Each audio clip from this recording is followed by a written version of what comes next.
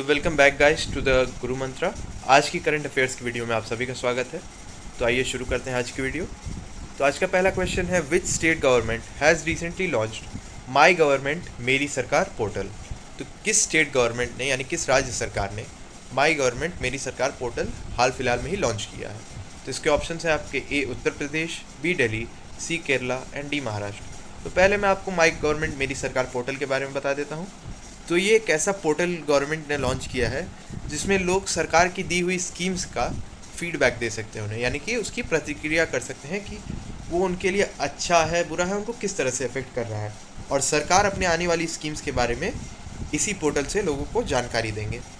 तो इसके आंसर को हम देख लेते हैं। इसका आंसर होगा ए उत्तर प्रदेश, यानी कि उत्तर प्रदेश सरकार ने माई गवर्नमेंट मेरी सरकार पोर्टल लॉन्च किया है। फिर अगले क्वेश्चन की तरफ हम बढ़ते हैं। तो अगला क्वेश्चन है, which country will soon activate world's first clean nuclear reactor. तो इसके ऑप्शन है आपके A USA, B Russia, C China and D Japan. तो अब आप सभी ने न्यूक्लियर रिएक्टर्स के बारे में तो सुना ही होगा, लेकिन क्लीन न्यूक्लियर रिएक्टर क्या होता है। तो अब देखिए इसके बारे में मैं आपको बता देता हूँ। नॉर्मल न्यूक्लियर रिएक्टर्स जो होते हैं उसमें यूरेनियम की एनर्जी को यूज़ करके न्यूक्लियर पावर जनरेट की जाती है। तो उसका जो टॉक्सिक वेस्ट निकलता है, यानी टॉक्सिक वाटर वेस्ट उसका जो निकलता है वो बहुत ही हार्मफुल होता है। तो उसको अवॉइड करने के लिए अब जो चाइना है उसने एक क्लीन न्यूक्लियर रिएक्टर यूज़ किया है जिसमें लिक्विड थोरियम और मोल्टन सॉल्ट का इस्तेमाल किया जा रहा है, जो कि ये टॉक्सिक वाटर वेस्ट को अवॉइड करेगा। तो इसके चलते इसे वर्ल्ड का फर्स्ट क्लीन न्यूक्लियर रिएक्टर बताया जा रहा है। तो इसका आंसर है आपका सी चाइना। अब अगले क्वेश्चन की तरफ हम बढ़ते हैं। तो आइए इस क्वेश्चन को देखते हैं। Where is the largest cluster of star sapphire which is named serendipity sapphire in the world recently found. तो वर्ल्ड का लार्जेस्ट क्लस्टर स्टार सफ़ायर का जिसका नाम सेरेंडिपिटी सफ़ायर रखा गया है वो कहाँ पाया गया है। तो आपको मैं स्टार सफ़ायर के बारे में बता देता हूँ। ये एक तरह का आपका जेम होता है, यानी कि चमकीला पत्थर होता है, जिसे हिंदी में हम कहते हैं तारा नीलम। एक ब्लू कलर का जैसे डायमंड आपका होता है उस टाइप का ही जीवल होता है एक तरह से। तो ये वर्ल्ड में सबसे बड़ा इसका क्लस्टर यानी इसका सबसे बड़ा गुच्छा कहाँ पाया गया है। तो इससे ऑप्शंस हैं आपके A Africa, B Denmark, C India and D Sri Lanka. इसके आंसर को हम देख लेते हैं।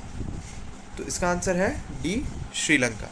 श्रीलंका में स्टार सफ़ायर का सबसे बड़ा क्लस्टर पाया गया है फिलहाल में ही। फिर अगले क्वेश्चन की तरफ हम बढ़ते हैं। तो which city of India has been included in UNESCO world heritage list recently. तो इंडिया की किस सिटी को यूनेस्को की वर्ल्ड हेरिटेज लिस्ट में रिसेंटली ऐड किया गया है। अब देखिए हम पिछले 2 वीडियो से आपको यूनेस्को का फुल फॉर्म बताते आ रहे हैं, तो आपको वो याद ही हो गया होगा, तो इस वीडियो में उसकी ज़रूरत नहीं पड़ेगी। फिर हम इसके ऑप्शंस देख लेते हैं। इसके ऑप्शंस हैं A Ujjain, B Dwarka, C Agra and D Dholavira. आइए इसका आंसर देख लेते हैं अब हम। इसका आंसर होगा डी धोलावीरा। फिर अगले क्वेश्चन की तरफ बढ़ते हुए, निशिया मोमीजी विच recently won the youngest gold in Tokyo Olympics belong to which country। तो निशिया मोमीजी जिन्होंने रिसेंटली में ही यंगेस्ट गोल्ड टोक्यो ओलंपिक्स में जीता है वो किस कंट्री को बिलोंग करती हैं। तो इसके ऑप्शन है आपके A China, B Australia, C South Korea and D Japan.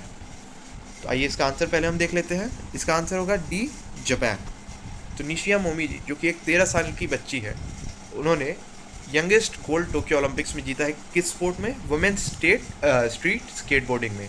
तो ये एक बहुत ही इंस्पिरेशनल चीज़ है, हम सभी को इससे इंस्पिरेशन लेना चाहिए।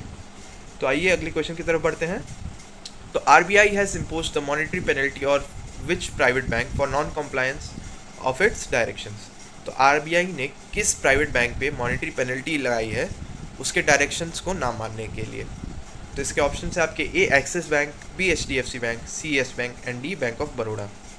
तो आइए इसके आंसर को हम देख लेते हैं। इसका आंसर होगा ए एक्सिस बैंक। तो आरबीआई ने एक्सिस बैंक पर 5 करोड़ की मॉनेटरी पेनल्टी लगाई है उसके डायरेक्शंस को ना मानने के लिए, उससे कॉम्प्लाई ना करने के लिए। अब इसके बारे में अगर आपको डिटेल में जानना है तो आप गूगल कर सकते हैं इस मैटर के बारे में, वहाँ आपको इसकी डिटेल जानकारी मिल जाएगी। तो फिर आगे बढ़ते हैं हम। Which India's billionaire investor has launched his own ultra low cost airline Akasa Air।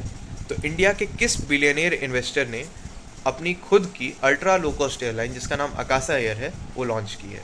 तो इसके ऑप्शन है आपके A Mukesh Ambani, B Ratan Tata, C Rakesh Jhunjhunwala and D Aditya Birla. तो इसके आंसर को हम देख लेते हैं। इसका आंसर है आपका सी राकेश झुंझुनवाला। तो राकेश झुंझुनवाला जी ने हाल फिलहाल में ही अपनी खुद की अल्ट्रा लो कॉस्ट एयरलाइन जिसका नाम अकासा एयर है वो लॉन्च की है। तो आइए अगले क्वेश्चन की तरफ बढ़ते हैं हम। तो which country has announced financial assistance to aid कोविड-19 वैक्सीनेशन इन इंडिया? इसके ऑप्शन है आपके A Russia, B Japan, C USA and D China. तो किस कंट्री ने फाइनेंशियल असिस्टेंस यानी कि आर्थिक सहायता प्रदान करने की घोषणा की है कोविड-19 वैक्सीनेशन एड करने के लिए, कोविड-19 वैक्सीनेशन की को हेल्प करने के लिए इंडिया में? तो इसका आंसर हम बता देते हैं आपको। इसका आंसर है यूएसए। तो यूएसए ने 25 मिलियन यूएस डॉलर्स की आर्थिक सहायता प्रदान करने की अनाउंसमेंट की है, घोषणा की है कोविड-19 वैक्सीनेशन एड के लिए इंडिया में। तो आइए अगले क्वेश्चन की तरफ बढ़ते हैं। तो which country space agency is going to launch a satellite for natural disaster monitoring this year? तो किस कंट्री की स्पेस एजेंसी है जो कि फ़िलहाल में ही एक ऐसी सैटेलाइट लॉन्च करने वाली है जो कि नेचुरल डिजास्टर मॉनिटरिंग में हेल्प करेगी? तो इसके ऑप्शन है आपके A Australian Space Agency, B ISRO India, C Israel Space Agency and D NASA United States. तो इसका आंसर हम देख लेते हैं। इसका आंसर है बी इसरो इंडिया। तो इसरो हाल फिलहाल में एक ऐसी सैटेलाइट लॉन्च करने वाली है जो नेचुरल डिजास्टर मॉनिटरिंग में हेल्प करेगी। इससे साइंटिस्ट साइक्लोन्स, फ्लड्स के बारे में प्रेडिक्शन कर पाएंगे और उसके प्रिकॉशंस को प्रॉपर मेजर कर पाएंगे। तो आइए हम अपने लास्ट क्वेश्चन की तरफ बढ़ते हैं। तो Hubble telescope has found the evidence of water vapour on which planets moon? Hubble telescope के बारे में आपने सभी ने सुना होगा। ये वर्ल्ड का सबसे बड़ा टेलीस्कोप है और इससे आप स्पेस में क्लियरली देख सकते हैं दूर दूर तक प्लैनेट्स को। तो हबल टेलीस्कोप ने वाटर वेपर यानी कि भाप जो होता है पानी का, वो किस प्लैनेट के मून पे उसका एविडेंस पाया है? तो इसके ऑप्शन हैं आपके A Mars Phobos, B Jupiter Ganymede, C Uranus Titania and D Neptune Triton. तो देखिए ये आपका होम टास्क है, इसका आंसर आपको खुद से पता करके कमेंट सेक्शन में लिखना है और अगर इसका आंसर आपको नहीं मिलता तो अगले वीडियो में इसका आंसर हम लेके आएंगे। तो यहाँ खत्म होता है हमारा करंट अफेयर्स का पार्ट। अब बारी आती है आज के फैक्ट फोरम की। तो आज का फैक्ट फोरम देखिए क्या है। Highest mountain known to man. तो हाईएस्ट माउंटेन का नाम सुनते ही आपके मन में माउंट एवरेस्ट का तो नाम आया ही होगा। तो mount Everest is the highest mountain on earth only, ये चीज़ याद रखिए। माउंट एवरेस्ट जो कि अप्रॉक्सीमेटली 9 किलोमीटर लंबा है, वो हाईएस्ट माउंटेन तो है लेकिन बस अर्थ पे। और highest mountain known by man present is on an asteroid called Vesta. जो हाईएस्ट माउंटेन जो है, जो मैन जानता है आज तक, जो इंसानों की जानकारी में जो हाईएस्ट माउंटेन है वो एक एस्ट्रॉइड पे है जिसका नाम वेस्टा है। तो it is 22 kilometre in heights and it is as high as 3 of Mount Everest, यानी कि इसकी हाइट 22 किलोमीटर है और ये 3 माउंट एवरेस्ट जितना लंबा है।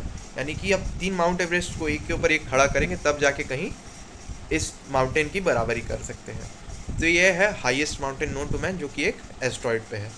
तो यहाँ ख़त्म होता है हमारा आज का वीडियो और अगली वीडियो में आपसे जल्द ही मुलाकात होगी। तब तक के लिए थैंक यू।